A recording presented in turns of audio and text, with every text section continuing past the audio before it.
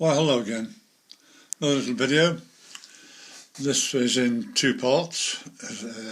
First part is about the fault on the Dapol Class 68. All of them, basically. And the second half is how to operate a Hornby Sapphire decoder in your locos and how to set it up. So first of all, let's get to the Class 68. As you know, I've got three of them. I've got a Scott rail, direct rail and a transpennine. Now this is where you can notice the difference. On this one, it's got handrails on the front windscreen. This has got handrails on the front windscreen. This has got none. And the reason for that is they had a bit of a change of staff and there was no quality control done on this. So what they've been doing, all the latest batch has gone out. They'll all come like that. Now, on Friday, I was in Steve's shop, the Hobby Goblin, which I'm regularly in, and he's got two of those, and he's got three of those, and none of them have got handrails on. And say, they're only tiny little things. Anyway, I did some inquiring on the on the web. And what I came up with was this.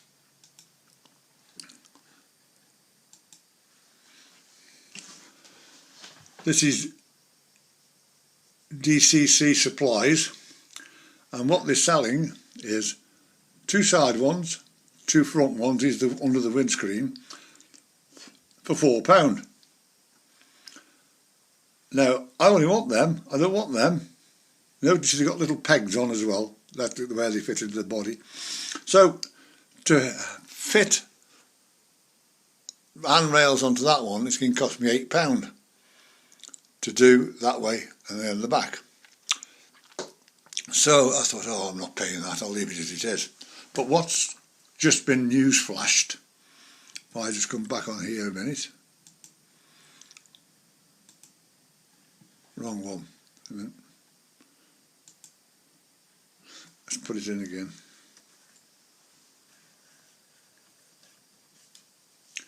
Dapol Class 68.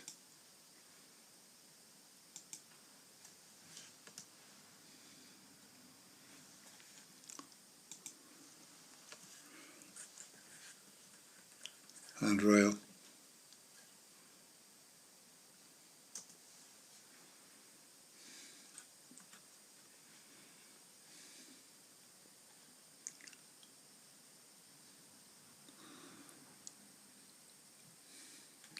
They've got now, this is what Dapol have just sent out,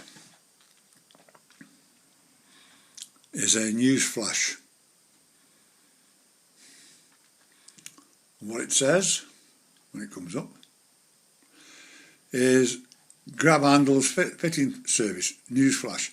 And it says that number 19, 20, 21 and 22 have got this problem. They haven't got those handrails on the front, underneath the windows there. And what they say you've got to do is take the body off, pack it all up, you then copy this piece here and stick it on and send it off to Dapol with a form which you have to put into the box with your name, address, contact number and all the rest of the bits and pieces, and they will do it for you for free. Now if you think of it, if everybody's doing that, I know that one bloke contact him, it could take 4 to 5 weeks before he gets his body back. Now to me that's not acceptable. Now if they know about this already, all they've got to do is when your body comes into them, is they must have some of these bodies already done with these on, is just put that new body back in the box and send it back to you. It shouldn't take that amount of time to do it. It's because the amount of people who are going to be doing this, that's where the time's coming in. So it's another part of Dapol's error, as well as the coupling on the back, which is another big problem they got with it. So this one here has got the Hunt coupling on. I have no problem with that one. Those have got the normal ones at the moment. So that is what Dapol have come up with, is you can send the body back to them and they'll put those handrails on. But I'm not going to do that. I'm not losing my wagon, my loco for for so many weeks. So that's a little thing that's happening just at the moment. Right. Now, also while I was in Steve's shop, I was just on the subject, he's got a gentleman who's just packed all his 00 gauge railway up and he's gone to N gauge. So Steve has got boxes and boxes of locos, wagons, coaches, track, the lot. And I happened to pick up these. These are Mark 1 parcel vans, 3 of them, they're Limas actually, but I got them very, very cheap. So he's got a lot of second-hand stuff in there. He's ideal to just give a call and see what he's got available. I know that when I was in there, the gentleman picked up a Pacific loco, put it on, because he's got a track in the shop, put it on there, it worked, so he sold another one, so it's another one gone. So it's always well to invest that way around. Right. Now what we come to is this. This is my Bachmann MPV, and all these boxes come off. They're all loose, so you can put them all in little frames. But in there is a Hornby Sapphire decoder. Now the Sapphire decoder works exactly as a normal decoder does, but it's got 2 added features in. One, it can do fuel simulation, and the second, you can do automatic shunting with it. But to do that, or both of them, you actually need this, which is an Elite. I don't think it works on the Select, but this is an Elite. It doesn't work. You can't do it with the E-Link. I did question them on whether what happens with this can be put into that and work one of these fuel simulations off Railmaster itself, and they haven't bothered with it at the moment. So I'll just show you how it actually works. So what we've got first of all is you get this here, you go to menu and you get loco, click it again and it gets that. You turn on this, you just turn the dial once back and it comes up with features. From the features you click it again and then it wants the address of the loco. Now this particular loco is 3. So once you've got the loco there, wherever the decoder's in, do that, and its name, well I haven't got a name in my locos in this because everything's on Railmaster. Turn it back 1 and it comes up with Sapphire. You click it again and it says fuel simulation. So this is where it does the 2 parts. That's fuel simulation, that's auto control. But there's about 4 steps you've got to do to get that thing working. Also, you can only do that off this. You can't do it through the Railmaster. Whereas the fuel simulation, you can do it off Railmaster. So you've got to set for the fuel simulation, you press it. It asks you how much fuel you're going to want to put into the loco. Now, what I've got for this, I'll just put this as 2, like that, 2. You press it again, that light comes on and goes off, and it comes up with Sapphire. You press the menu button and that's it. That loco now is coded with that information inside it. You don't have to do it over again. Once you've done it, you've done it. So when you turn Railmaster off and this off, put it back in again and that train will work exactly the same.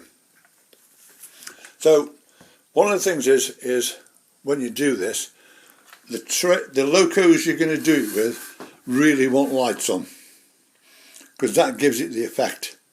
It has got one which is water, which is similar to the fuel thing. But the thing is, when a steam loco is just going to stop. This thing, you'll see in a minute what will actually happen. So to get it from now you've programmed it from that point of view. It's on the main track. It's not on a program track. You do that on the main track. What you do now, you press the function button 4 times. 1, 2, 3, 4. And it comes up with an off there. So all I've got to do now is press that and it turns it on. So what it is, it says, look, fuel 2. There. So all I have to do now is click the loco and away it goes.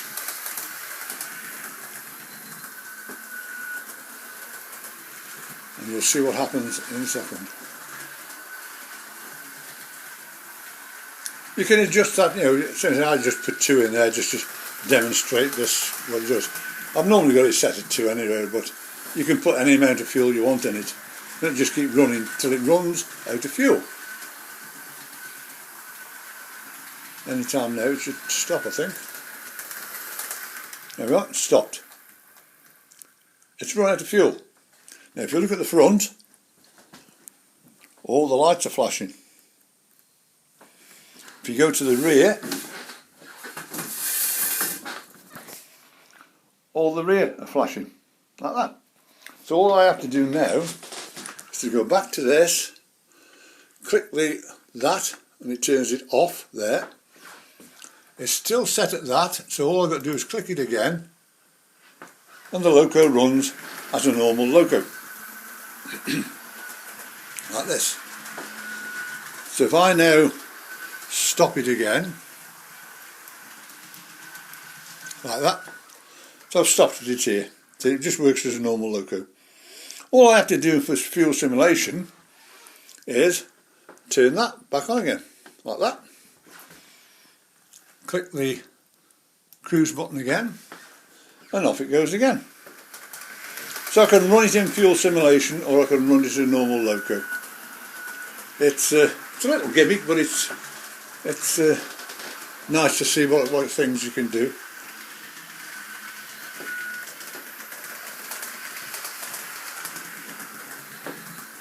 But also remember, the more speed you put it as, the fuel uses up quicker, as it would in a car.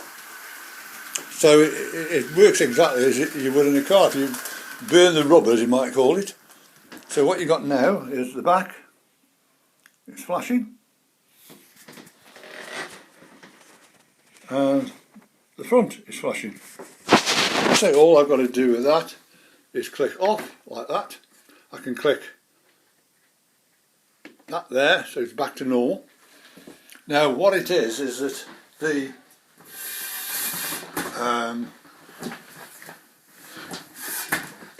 thing itself runs exactly like a normal train now, as it did with before, but when you turn Railmaster off and then bring the Railmaster back on again, you don't lose that program you've just done in there. Every time you go to here and go to there and press, all you got to do is go to the function buttons, press 4 buttons, 4 times, click that button on, and your train works in fuel simulation.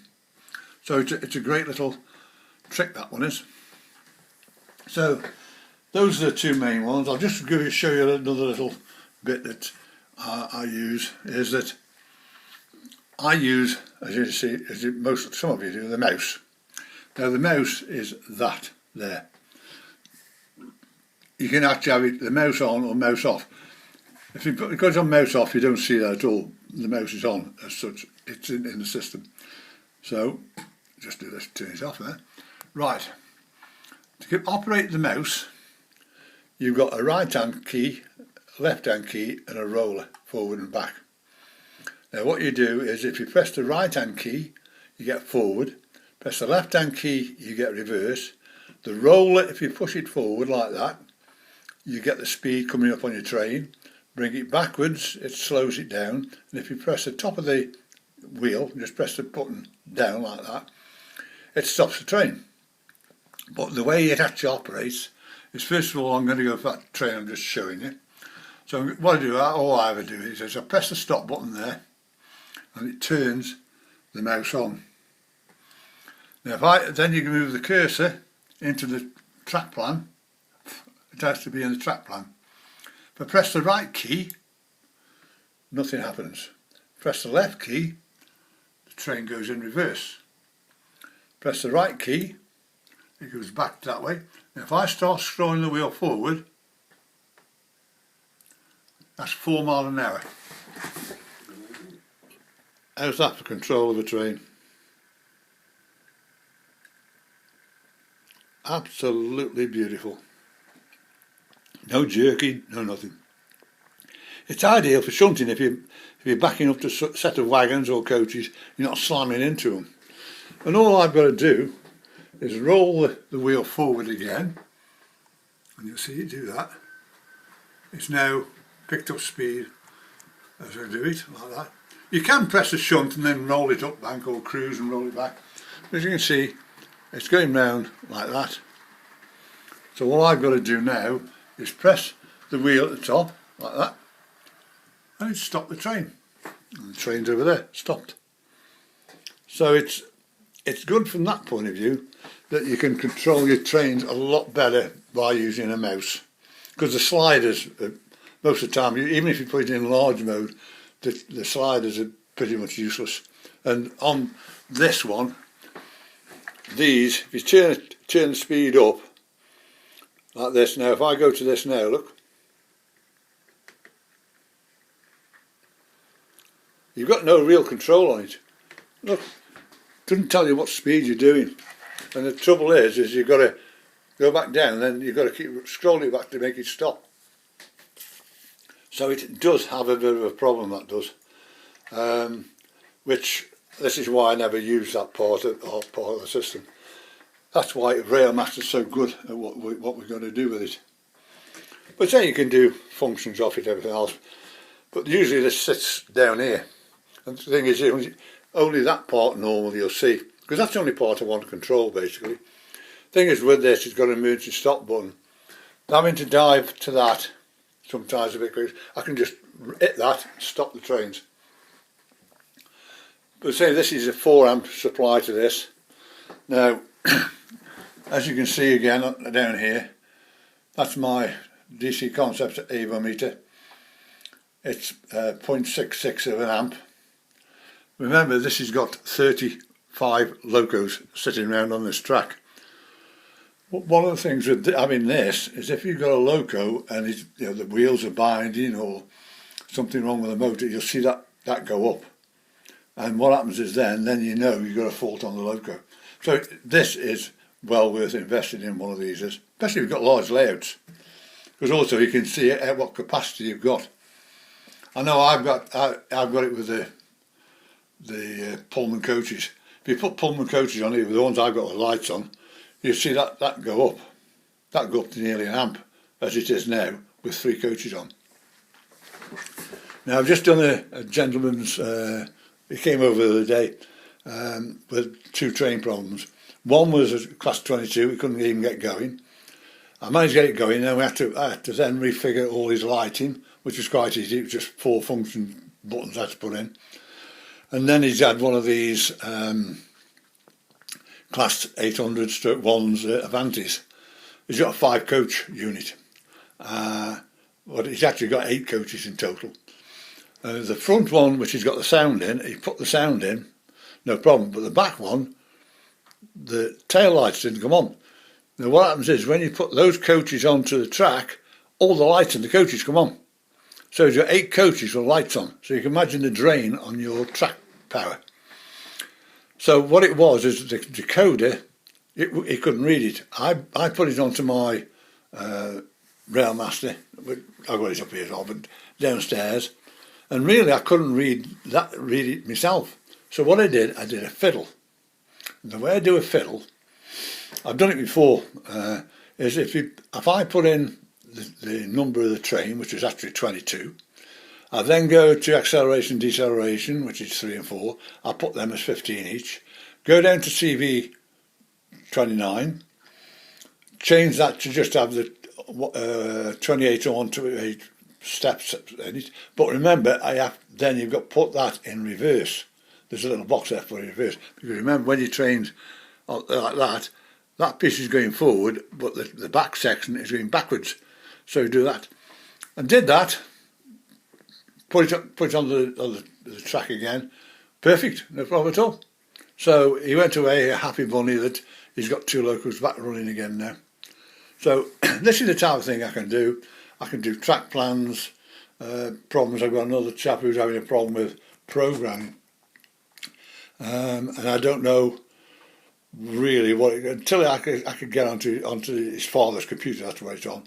I can't really do a calculation of what it is. But one thing I did know, that the INI file, which if I go down here for a minute, let's go off here a minute.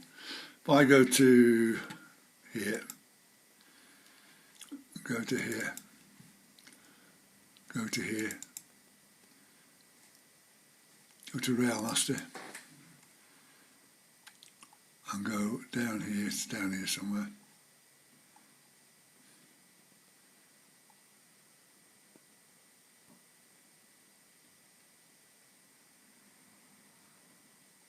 Where is it? I can never find this when I want it.